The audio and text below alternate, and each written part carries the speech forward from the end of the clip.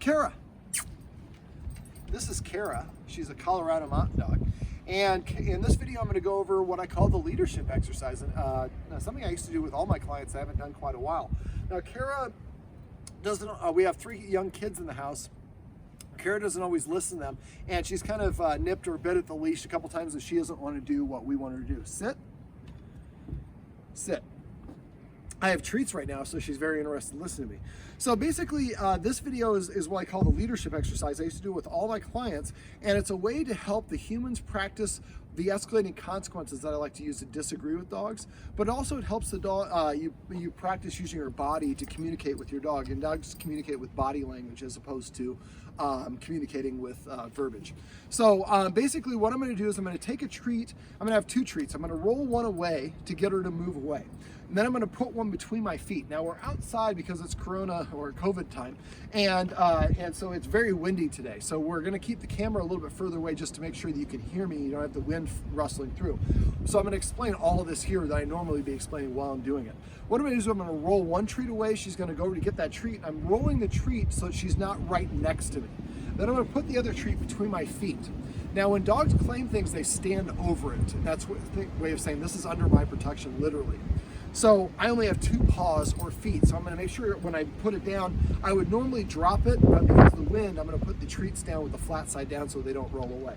Now, once they're there, the dog is not allowed to come within 6 feet of me. And I identify the 6 feet, the end of where my fingertips are, from here to here is about 6 feet.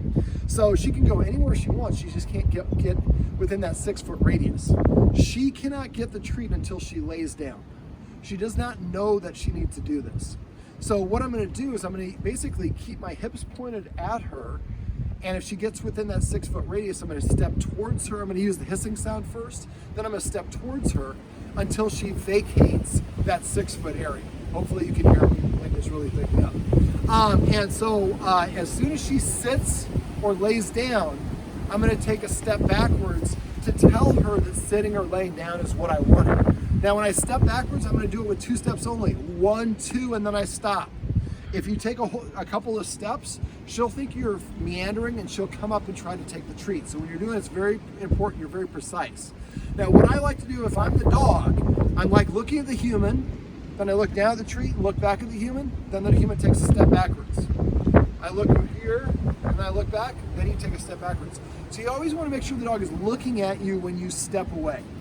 Now, as soon as she lays down, I'm going to turn sideways to the camera, I'm going to kneel down, and then I tap near to let her have understand that she has permission to get the treat. At first, all she has to do is lay down to get the treat. Eventually, when the family is doing this in the home, what I usually like to do is do this between me and the TV in the living room, so that I can put if the camera is where the TV is, I drop the treat here, I take a step back, I pause, step and back, and I pause, and eventually I sit down on my living room couch or the chair, and I'm watching TV, and the treat's in between me and the TV, so I can practice kind of in a sneaky way. And the dog gets up and tries coming over. I stand up and I disagree, and the dog sits or lays down. I take the step backwards, pause, sit back down, and eventually you're going to elongate how long the dog has to wait. So I'm going to kind of go through that. Let me show it to you first because this is a lot of talking, and then I'll kind of explain the next steps and how you go in and practice this after that. Would somebody like a treat? Yes. All right, Chara, you ready? Now, Chara is, we don't have a fenced-in yard, and so Chara's on a leash. You would normally not have a leash for this, but because we're doing this outside to be safe with social distancing, we are going to be using a leash. But inside is where I'd like you guys to practice this primarily and without a leash. All right, so I'm going to start back here. I'm going to roll one treat just to get her to move away, and then I go ahead and drop this treat down. She sits, so I take a step backwards. I wait for her to look at me, I take another step backwards. Make sure you don't fall off the deck.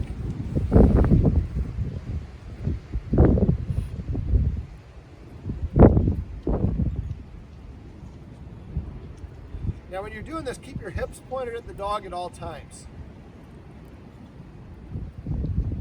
That's pretty awesome. So I turn sideways and crouch down. Booty is the word that I like to use.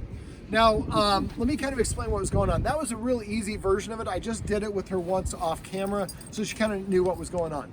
Now, I don't have any baggage, so I'm guessing when you guys do it, she's kind of gotten used to pushing back and not listening to you guys. So she might not lay down right away. She might circle it a couple times.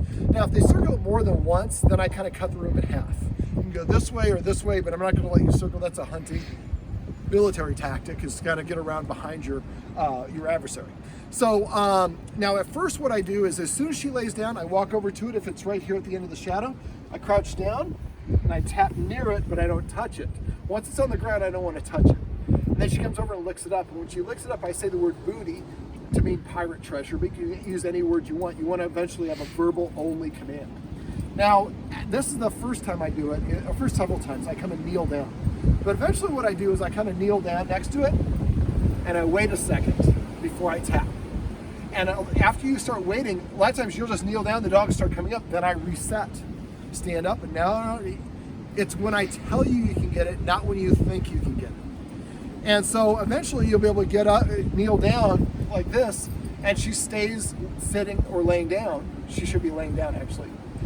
And then I might like mess with her. If the treat is right here, I might go, ugh. So I don't want her to think just because my arm is moving that direction, I have permission. It's when I tap the floor. And then she can come over and get it. And then that's why we say the word booty or whatever the word is you guys want to use. Eventually what we want to do, let's say it's where the end of that shadow is where the treat is. So I put the treat and the dog's over there, take a step back, and I step back several feet away. And then I sit down on the couch. And once the dog lays down, as I'm stepping backwards, I step back. I don't ever sit down until the dog is at least sitting, preferably laying down. But at first, as soon as the dog lays down, you come over and kneel down and let her have it.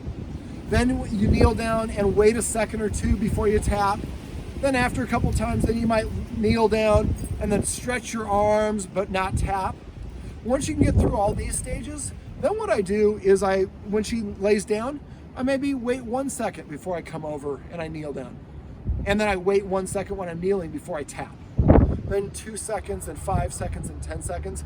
Eventually I can do it when I'm seated on the couch. I've moved all the way back. She goes and sits or lays down over there.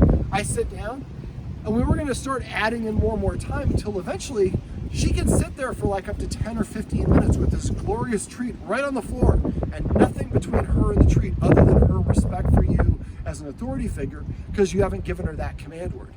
And at this point, because we've been saying booty or whatever the word is, I can be sitting on the couch, and that's 5 minutes go up or 10 minutes or whatever the time is. I say booty, and the dog gets up and goes and takes the treat.